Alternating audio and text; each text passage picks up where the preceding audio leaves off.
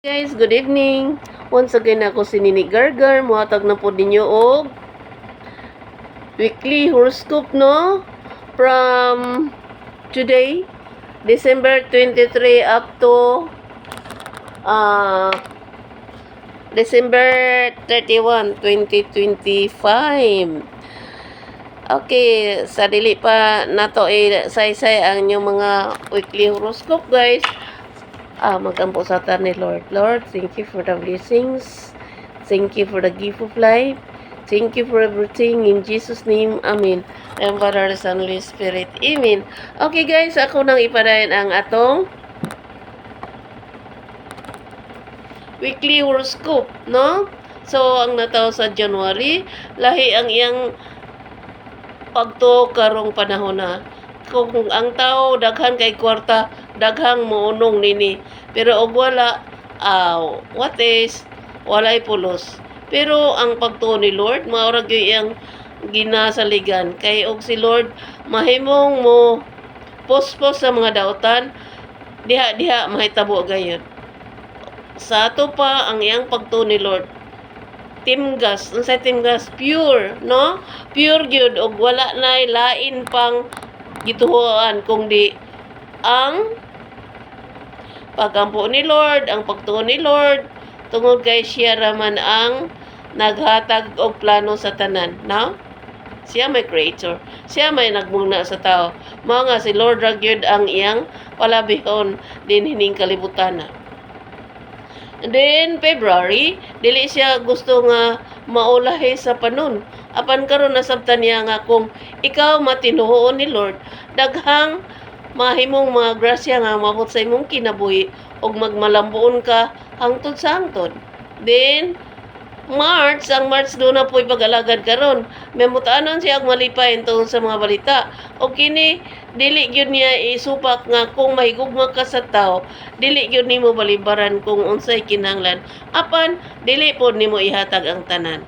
Mao nga siya karon mahimutanon og malipayon tungod kay gitugahan siya og gugma nga talagsaon. Unsang gugma nga talagsaon?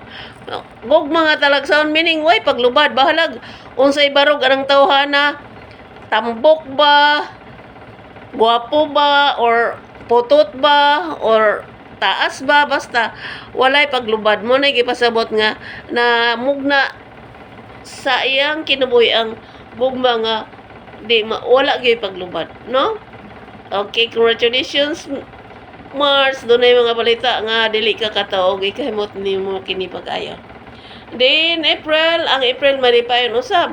Kay kung unsay iyang gusto mahitabo gayud, pinagi siyang pagampo, malambuon siya sa tibok niyang kinabuhi og kahimot og kalipay sa iyang mga suot sa kasing-kasing. Ang malipayon usab apan karon na isagmuyo siya sa mga balita. Nasol siya sa iyang kahimtang tungod kay daghang mga babag sa iyang plano o kini dili gyud niya matugad kung usa iyang buhaton tungod kay daghang mga problema miabot sa iyang kinabuhi o dapat kini pagasulbaron. Ang June malipayon karong adlaw tungod sa mga balita o kini gikalipay usab niya sa mga grasya nga miabot siyang kinabuhi. Then July, dili ka to ang July sa mga pag-alagad. Apan karon nasabtan niya nga kung ikaw mga tinuhuon ni Lord, daghang grasya nga abot sa imong kinabuhi o kini maymayan ka sa mga buhat nga maayo og matarong hangtod kini ikahibalag niya ang ta nga mohatag niya o talagsaon nga mao ang promotion. Then ang August pod nahimuot ang month of August nga nataw nahimuot kay tungod sa mga balita o malipayon siya sa mga pangandam o pag-alagad kay karong mga panahon na kahimot o kalipay iyang gibati tungod sa mga balita o tungod kay doon na siya plano usaon pagdato sa kalit o kini himuon niya gayon. Then ang September doon ay may pag-alagad karon. Dili siya gusto nga miawit sa uban. O kini mahimutanon siya malipayon tungod kay ang mga plano niya mahimong may tabo gayud alang sa iyang kahimutog kalipay og ang kalinaw sa tibok banay. Then ang October do na po'y pangandam nga dili matugkad. Og dili siya gusto nga walay tao nga dili magtarong. Kinahanglan matarong ang tanan aron walay hasol hangtod sa kahangturan. Then November, malipayon ang November karon sa mga balita. O may mutanon siya sa tanang mga pag-alagad tungod kay naitabo gyud ang mga message gikan sa lain-laing dapit og mahimong siya tungod kay ang plano niya sa pag-uswag, meaning pag-uswag, unsa pag-uswag? Progress in life, no? Pag-uswag, no? Progress in life. Unsaon pagdato, unsaon pagsikat, unsaon basta kana mo na iyang mga plano. Tanan nahitabo na tungod kay dili siya gusto nga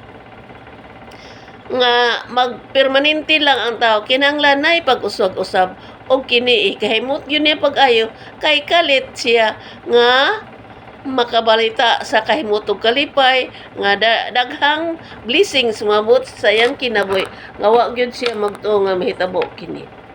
Then December, may mutanon og malipay pod ang December. Daghang mga balita nga talagsahon og dili siya gusto nga dunay samok og mahimutanon pod siya nga nay invitation nga wala ni Adam ha og gikalipay gini niya pag-ayo. Dunay mohatag niya og kahimot og kalipay gift og uban pa nga nakapatugkad nga duna di nagbahal niya nga wala niya dama. Okay guys, nahumanag yun ang akong weekly horoscope guys. Wala na ko'y utang ha.